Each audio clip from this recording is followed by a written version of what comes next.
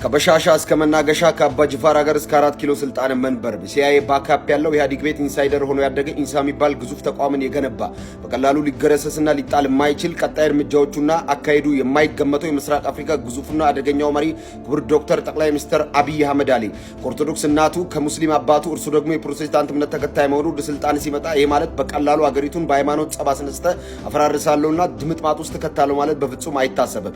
በዚህ ዘመን በተለይ ደግሞ በኢትዮጵያ ስልጣንና መንግስት አገዛዝ ስርዓት ታሪክ ውስጥ ታይቶ በማይታወቅ መልኩ የተለያዩ ሃይማኖት መሪዎችን ቤተ መንግስት ጠርቶ አማክሯል። የሚገሰጹትን ገስጿል። ለሀገር ልማትና እድገት መስራት እንዳለባቸውና ለሰላም መጸለይ እንዳለባቸውም ጠቁሟል። ከሃይማኖት ጀርባ የተጠነሰሱ አደገኛ ሴራዎችንም በቀላሉ ማክሸፍ ችሏል። ሰውየው የሸዋ ፖለቲካን እየጠጣ ማደጉ፣ ትግርኛና ኦሮምኛ አቀላጥፎ መናገሩ፣ ትግራይና አማራ ሲጋቡ ወላይታ ከትግሬ ሲዋለድ ያየ ጥንቁቅ ኢትዮጵያዊ በመሆኑ ምክንያት በዚህ ምክንያት የክልል ጥያቄን ሰበብ በማድረግ የብሔር ጥያቄንም ምክንያት አመክንዮ በማድረግ ከጀርባው የተለያዩ ሴራዎችን በማንገብ ሀገርን በቀላሉ በብሔር ውጥንቅጥ ውስጥ በመክተት ማፍረስ በሱ ስልጣን ዘመን አይታሰብም።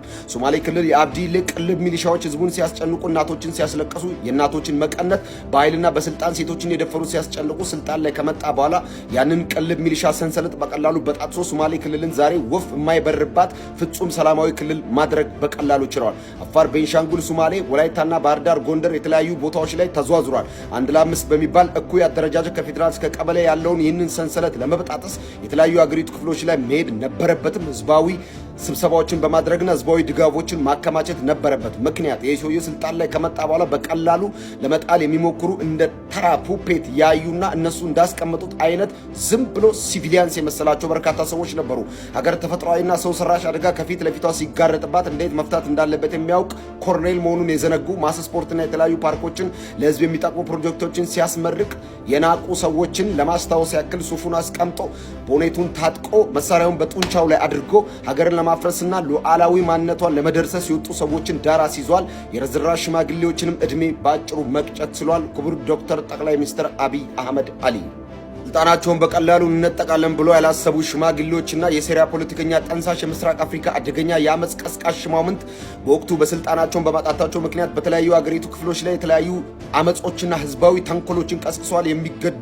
ሞት የማይገባቸውን ሰዎች ገለው ህዝብን ለአመጽ አነሳስተዋል። ይህንንም ሴራና ተንኮል በቀላሉ ገርሶ ህዝቡንና አገሪቷን ወቀድሞ ሰላሟን ለመመለስ ጥቂት ጊዜ ብቻ ነው የፈጀበት ጠቅላይ ሚኒስትር ዶክተር አብይ አህመድ አሊ የሲዳማ ህዝብን የክልል ጥያቄ መልሷል። ወደ አርባ ምንጭና ወደ ወላይታ ተጉዞም የልማትና መሰረታዊ የክልል ጥያቄ ፍላጎታቸውንም መልሷል። በተለያዩ አገሪቱ ክፍሎች ላይም ተንቀሳቅሶ የህዝቡን ጥያቄና ግዙፍ ፕሮጀክቶችን ከፌደራል መንግስት ጋር ብቻ ሳይሆን ወደ ታች እስከ ዞን መንግስት በመውረድ ልማትና እድገት የሚያስፈልጋቸውን ፕሮጀክቶች ሊገነቡ ይገባቸዋል ብሎ ያሰባቸው ቦታዎች ላይ ትልልቅ ግዙፍ ተቋማትን ገንብቷል። ጠቅላይ ሚኒስትር ዶክተር አብይ አህመድ አሊ የአባይ ግድብን ግብጽ እየደነፋች ሱዳን እያጓራች ገንብቶ ጨርሷል። የተለያዩ ዓለም መሪዎችን በዚህ ተደንቆበታል። የምርቃቱን ሴርሞኒ በርካቶች እንደምታስታውሱት እጅግ ልዩ ነበር። ሀገርን ይወዳል ማለት ለአንድ አዝማሪ ጋር ሲነጻጸር ጠቅላይ ሚኒስትሩ በፍጹም ግዝፈት የተሻለ መሆኑን በቂ ማሳያ ነው። ሀገሪቱን በግጥም ድርድርና በከበሮ ድምድምታ ሳይሆን ህዝብን የሚጠቅምና ቀጣይ ለሀገሪቱ መጻኢ ዕድል ተርታና ተስፋ ይሰንቃሉና ህዝባዊ ፕሮጀክቶች ቢገነቡ ለህዝቡ ይጠቅማሉ በሚባሉ ተጨባጭ የለውጥና የእድገት ጎዳናዎች ላይ የሚታዩ ለውጦችን እየሰራ ለኢትዮጵያ ህዝብ ያለውን ክብርና ፍቅር በተለየ መልኩም ደግሞ ለሀገሪቱ ያለውን እድገት እያሳየ የመጣ መሪ ነው። በአንድ ቤት ውስጥ ቁጭ ብሎ አባትና እናት ተኮራርፈዋል። ለረጅም ጊዜ በአዲስ አበባ ከተማ እናትና አባት አውርተው አያውቁም። ግዙፍ ፕሮጀክቶችን ገንብቷል። ወክ እንዲያደርጉም እድል ፈጥሯል። ውጪውን እንዲያውም አጋጣሚዎችን አመቻችቷል። የሴኩሪቲ ስጋት የነበረባትን ከተማይቱን የጨለማና የምሽግ ስፍራ የነበሩ ቦታዎችን አጸዳድቷል። ለህዝብና ለህብረተሰብ የማይጠቅሙ እኩይ ተግባር የሚከናወንባቸውን ሱሳሱስ መንደሮችን አጸዳድቷል። ወክ የሚደረግባቸውን ንጹህ አየር የሚተነፈስባቸውን ግዙፍ ካፌና ግዙፍ ፕሮጀክቶችን ገንብቷል። በቅርቡ አራዳ ፓርክ እንደ ምሳሌ ሆኖ ይጠቀሳል። የበርካታ እናቶችን የቤትና የንጹህ መኖሪያ ስፍራ ጥያቄ መልሷል። በርካቶችን በአፓርትመንት ስታንዳርድ የተገነቡ ቤቶች መኖሪያዎች ላይ አስገብቷል። እናቶች ይወዱታል። የቀደሙ በስራ ምክንያት በተለያየ አጋጣሚና በእኩይ ሴራ ፖለቲካ ተተብትበው ከስልጣናቸው ተነስተው በአስፈላጊ የኑሮ ሁኔታ ያሉ ሰዎችን ጎብኝቷል። ለአንዳንዶቹ ቤት ሰጥቷል፣ አንዳንዶቹን አጽናንቷል፣ አንዳንዶቹን ደግሞ መልሶ ወደ ስፍራቸውና ወደ ስራ ቦታቸው መልሷቸዋል። ሰውየው ሌብነትን እጅግ አድርጎ የሚጸየፍ በሱ የስልጣን ዘመን ላይ ወደ ኪሱ የገባ ዱዲ ሳንቲም እንደሌለ ሀገሪቱን ከዕዳ ለማላቀቅ IMF ከሚባል ድርጅት ጋር በተለያየ ጊዜያት ይፈራረማል፣ ብድሮችን ይቀበላል። አለፍ ሲልም የተለያዩ አገር መሪዎች ነገስታት ፊት እየሄደ ገንዘብ ይቀበላል። ይህንንም የተቀበለውን ገንዘብ ሀገር ወደምታድግበትና ወደምትገነባት ግዙፍ የለውጥና የእድገት ጎዳና መስመር ላይ ገንዘቡን ኢንቨስት ያደርጋል። ሰውየው ወደ ኪሱ ያስገባው ዱዲ ሳንቲም የለም። ወደ ሀገሪቱ ስልጣን መንበር ላይ ሲመጣ ብሔራዊ ባንክ የሚያቃጭል ባዶ መጋዘን የያዘውን ብሔራዊ ባንክን በዶላሮች እንዲታጨቁ አድርጓል። ግዙፍ ባንኮችና የህዝባዊ የፋይናንስ ተቋማትን መገንባት በቀላሉ ችሏል።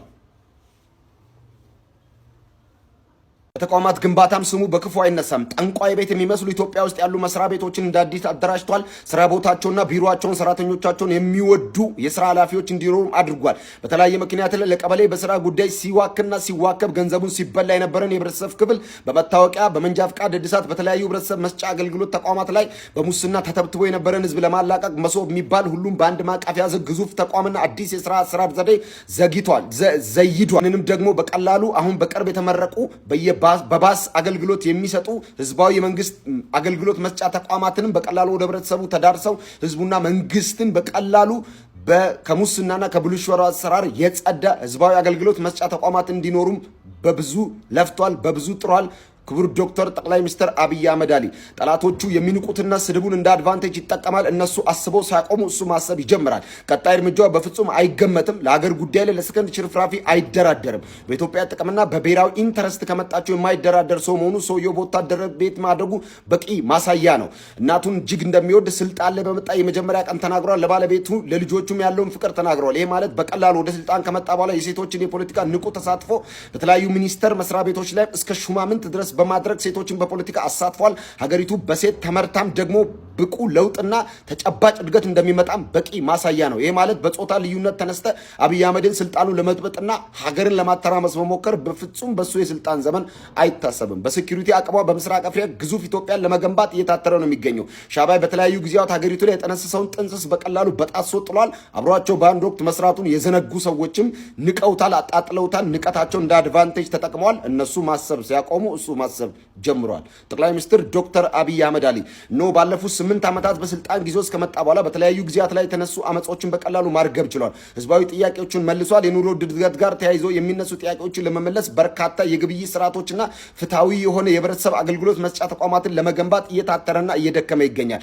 ሰውየው ከውጭ ኃይሎች ጋር ብቻ ሳይሆን ከውስጥ የወጡ ጠላቶች ጋርም ረጅም ጊዜ ሲታገልና ሲዋጋ የቆየ አደገኛ በቀላሉ የማይገመት ሰው ነው።